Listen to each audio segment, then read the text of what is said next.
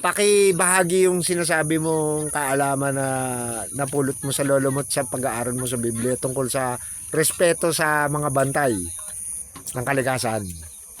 Kunwari, pag iihi ka, tabi-tabi po, ganon. Pagtatae ka, tabi-tabi po, ganon. Siyempre, respeto yon.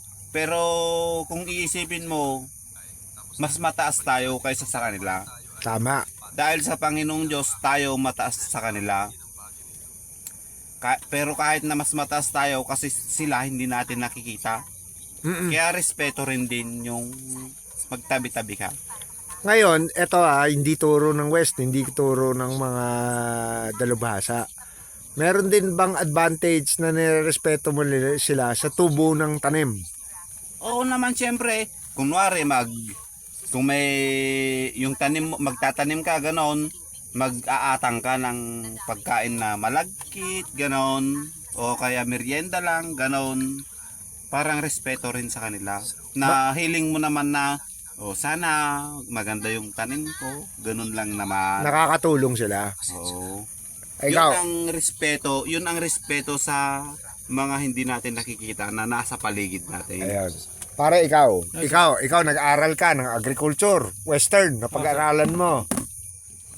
Ano yung bagay na hindi napag-aralan tinuro sa iyo na yung sa paksa na pinag-uusapan natin na nakikita mo na kailangan maunawaan ng tao? Yung bagay na hindi tinuro ng western agriculture.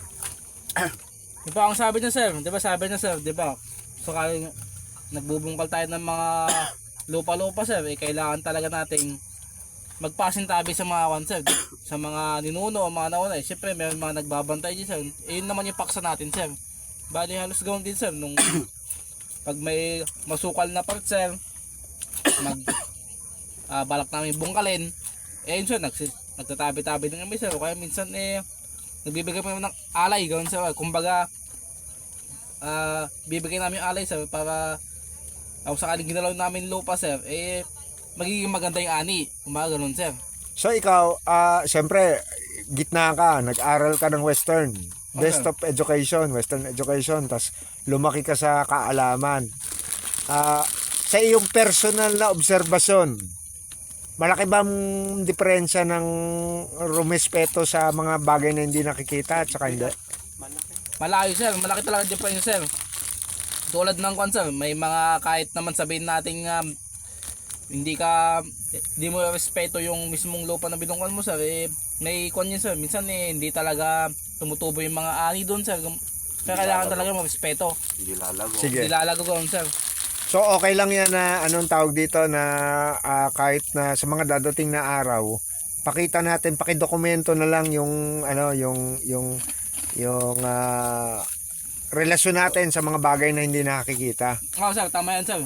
Kailangan mayroon pa rin sir. Para documentation mapakita natin sa kanila. Ayan. Sige. Sir, pag may part tayo na pupuntahan sir, ganoon gawin natin sir para may pakita natin sa mga ibang tao sir kung paano yung ginagawa natin sir. Sige. Ayan, sige. Ganda, exciting.